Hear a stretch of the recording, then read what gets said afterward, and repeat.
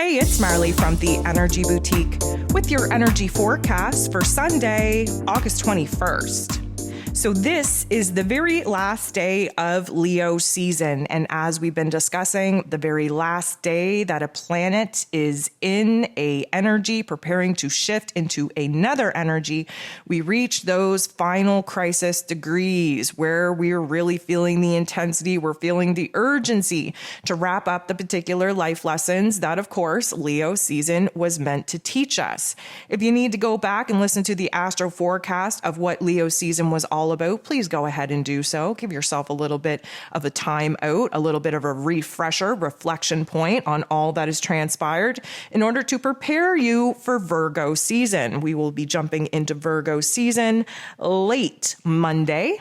If you haven't listened to that astro forecast, I'm going to recommend you do that as well. It is going to be a very dramatic shift because we are going from a fire energy to an earth energy. We are going from this great, grand vision, dream, inspiration, passion, and desire of this Leo energy getting back down to reality, back down to earth in Virgo energy, which means that we have some work to do if we want to bring the dreams, the visions that we've actually realized that we want in Leo season to life.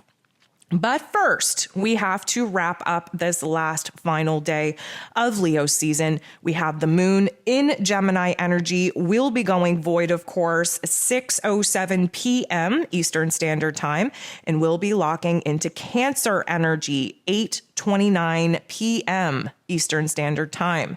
So the bulk of the waking day is spent with the moon in Gemini, definitely piquing our curiosity. We're craving mental stimulation, craving social situations. We're definitely looking for information. We're looking for answers to our questions in order to feel at peace and content with our choices, with our path, with our direction.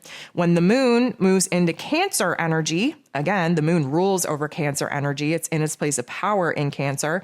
We're going to do a deep dive from the mental plane that Gemini rules over into the heart space where emotions and intuition is going to rule over the logic and practicality that the Gemini energy would prefer.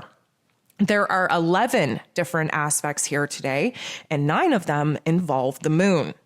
So the moon is going to make a beautiful interaction with Pluto, the great transformer. And this speaks very highly that there is a change, a transformation going on deep within us, starting with our psyche. Something has shifted. Something has changed. We have a new understanding, a new perspective of events gone by, of our current present standing, and has likely altered and changed the course, the path forward that we actually want to be taking.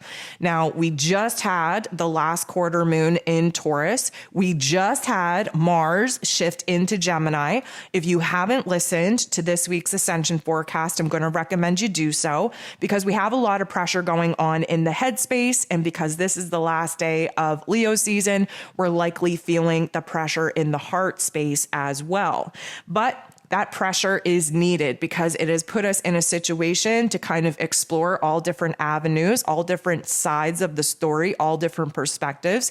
And something must have clicked, something must have changed, something must have had an initiation with a light bulb moment because this Plutonian energy is the transformation in our inner realm that we need to have to get our heart and our head on the same page before we go ahead and actually engage the physical body to go ahead and take action in pursuing the new path, the new direction, the new passions, the new desires that have definitely been awakened within us throughout Leo season. The moon trines, which is a beautiful energy, with Saturn, the Lord of Karma, ruling over roles and responsibilities, ruling over structures and foundations. Saturn is retrograde in Aquarian energy. Gemini is an air energy. Aquarius is an air energy. That's why this trine is possible.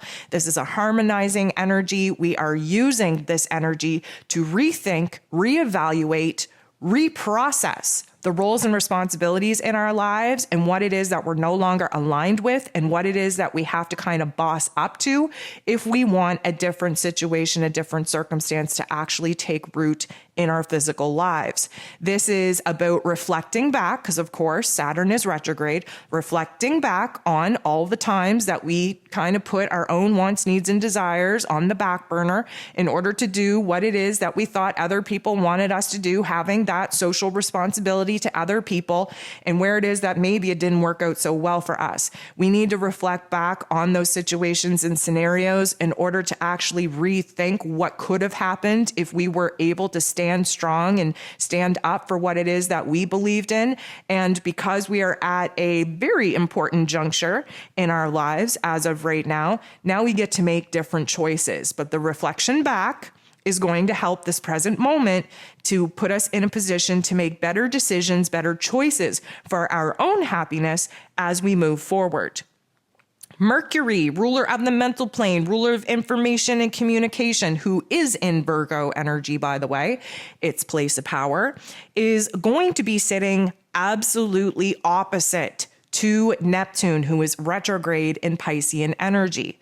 The Virgo energy sits across from the Piscean energy. They're both the healer axis. However, the Piscean energy is the water energy, where the Virgo energy is the earth energy. Water energy focuses in on healing the emotional self, the soul self, if you will, and the earth energy focuses in on healing the physical body, the physical circumstances in the here and now. Now, this particular little conflict, I will say, is definitely going to do a number on our mental planes. We're not going to be seeing things very clearly. It's going to foggy things up.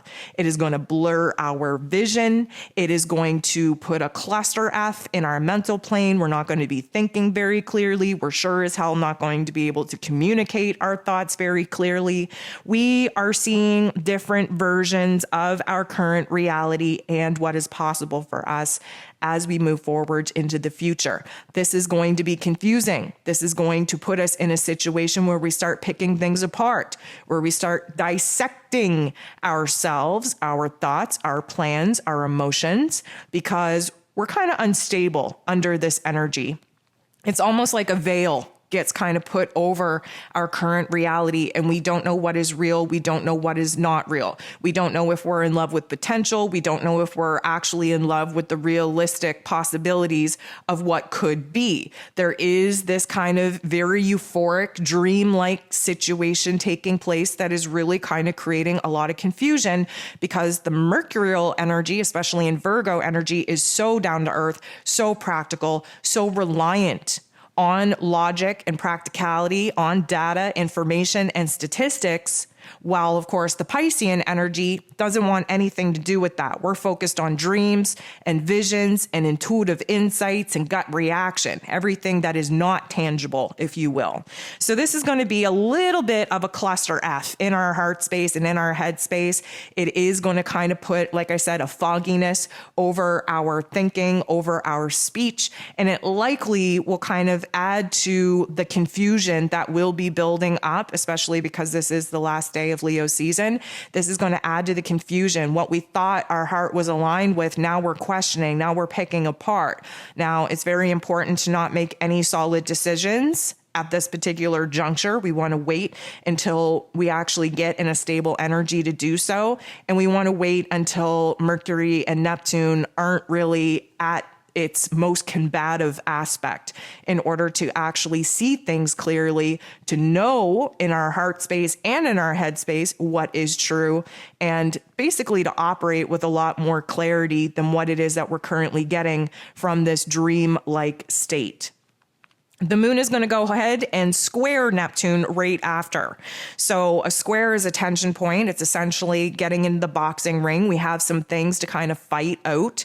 And the moon in Gemini with this Neptune energy We're having a hard time with our thoughts, with understanding information, with the perspective that we're having, with our emotions. We're having a hard time sorting it out.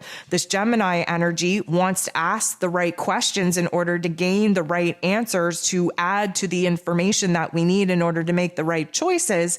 But this Neptune energy is very delusional. It's very vague, very wish-washy. We're overwhelmed. We're overstimulated. We basically just want to detach from reality altogether and just kind of curl up and hide away until things make more sense. But unfortunately for us, we do have to kind of contribute our mental power to trying to figure things out for ourselves because, of course, no one's coming to save us. We're not going to just wake up one day and have all of our problems resolved. We got to do the work. And this is why we're entering into a square in order for us to fight it out and see if we can come to some kind of common ground. Again, the Gemini energy puts us at the polarized opposite of thoughts, of our emotions, in order for us to find common ground. Shortly after, the moon goes ahead and squares Mercury. Again, ruler of the mental plane in its place of power in Virgo. This is interesting because Mercury rules over Gemini energy and rules over Virgo energy.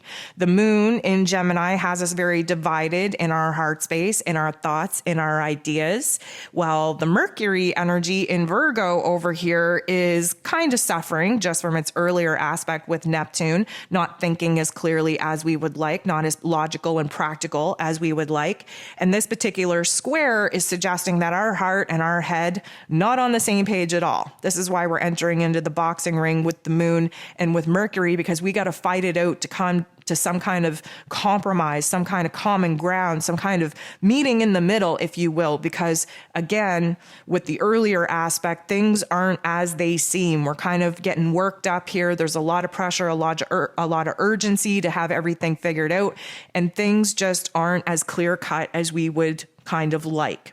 The moon goes ahead and makes a very uncomfortable aspect with Pluto. Here's where things get a little bit dark. So Pluto, who is retrograde in Capricorn, he rules over transformation, but that transformation has to come from our inner realm. And because he is retrograde in Capricorn, he's kind of taking us on a journey to reflect back through all the times in our lives that we failed to stand in our power, that we failed to kind of take control over our lives, and we gave our power away to other people. And of course, that led into some very dark paths that we probably in retrospect wish that we didn't travel down. However, the pain, the trauma, the suffering of doing ourselves a disservice needs to be remembered. Why? Because we have to use that as inspiration and motivation and as a catalyst to never give our power away again.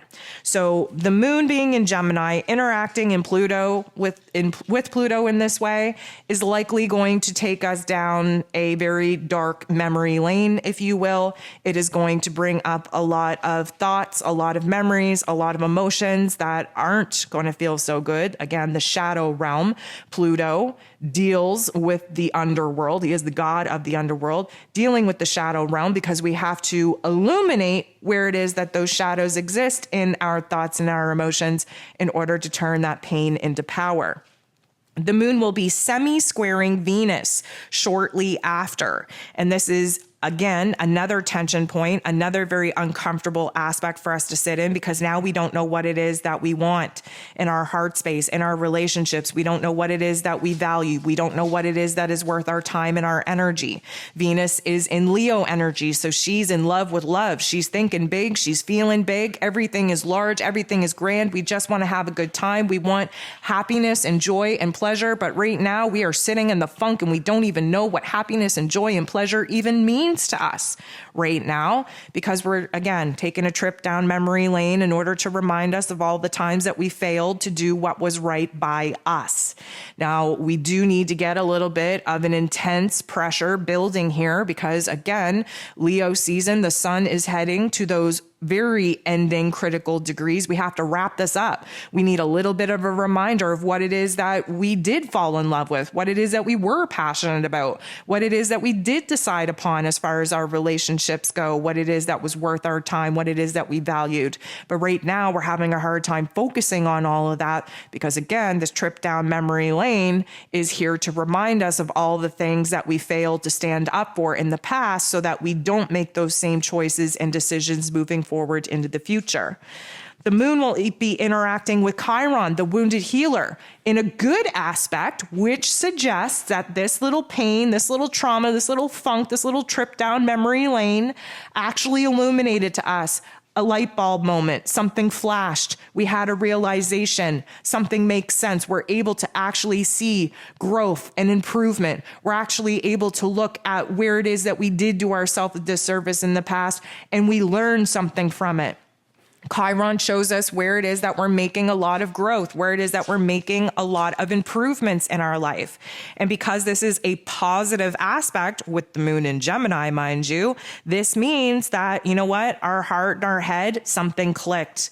This means that getting our heart and head on the same page means that we are making huge growth. We are making huge improvements. We are preparing our physical body to engage in the physical realm to make choices and decisions that are going to be totally different from the past situations where we didn't stand up for ourselves, where we didn't put ourselves first, where we didn't stand in our power and authority and control our own lives. The moon at 6:06 p.m., the last aspect that the moon is going to make before going void is a sextile, which is a beautiful energy with the sun. This is the last aspect that the sun in Leo is going to be making before the sun moves into Virgo energy. This is a beautiful aspect because the moon represents our emotions, our intuition, our heart space, our memories, basically our past.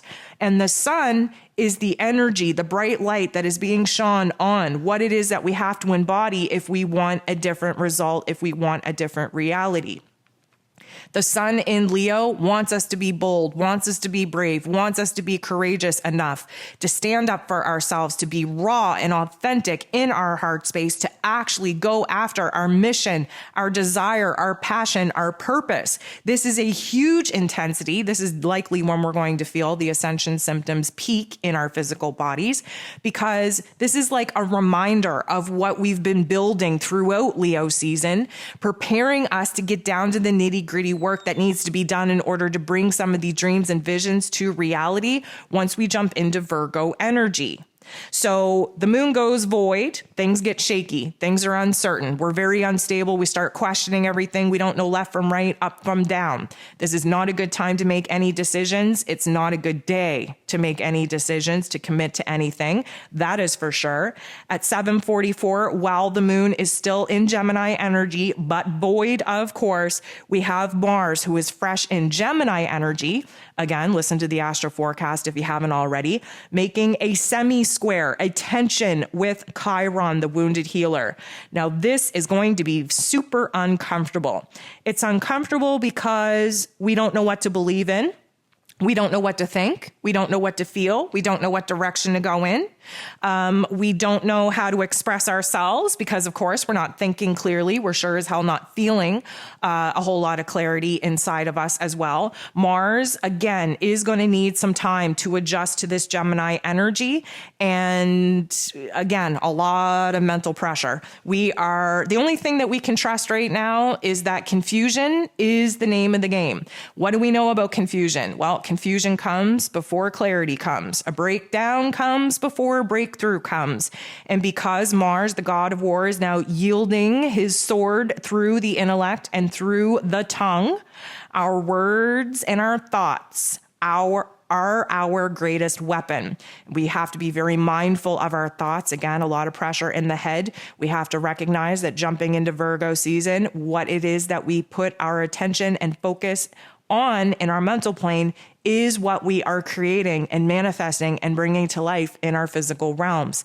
This is going to be a tough aspect. And then the moon, again, moves into Cancer energy, locks in at 8:29 p.m. This is when we're going to get all up in our feels. This is when we're going to retreat. This is when we're going to pull back. This is when we're going to want to cuddle up and just stick to what is tried, tested, true, and familiar. But here's the thing. There are so many different changes going on right now that it is going to be hard to find anything that feels like comfort, that feels like it is safe, that feels like it is familiar. Everything is changing, especially in our inner realms. The only aspect that we have here today, once the moon actually moves into Cancer, is at 10:35 p.m. And it is an interaction with Mars, an uncomfortable interaction that, let me just say, a situation may pop off in our exterior realm that we don't have control over, that may put us in a situation to get a little bit irritated, a little bit frustrated, even a little bit angry. And this may just be our first test of discipline, of strength over the words that we allow to leave our mouths. Why? Well, the moon in Cancer being in its place of power, ruling over emotions and intuition, we're kind of unstable, okay? We're feeling all the feels and we can't make any sense of it. And Mars being fresh in this Gemini energy, we're not thinking clearly at all. We're actually having an inner war, an internalized battle, if you will. And we're so uptight in our inner realms that it doesn't take very much for anything to happen outside of ourselves in our outer realms that we don't have control over to absolutely put us in a situation to pop off. Now, go listen to the astro forecast of what Mars and Gemini is all about, because this is going to be a huge lesson in how it is that we communicate. And again, our tongue can be the greatest weapon at this particular point in time. We can hurt, we can do a lot of damage if we're not thinking and using a filter before we speak. So let me just say that with the moon being in Cancer, feeling all the feels and having a situation pop off in our exterior realms that add to the impulse, the confusion, the chaos in our interior realms, we could definitely be put in a position where anger and frustration get the best of us and where we say some very hurtful and hateful things to people that probably don't deserve it. So that is your caution. That is your warning. It is up to you on how this energy is going to manifest.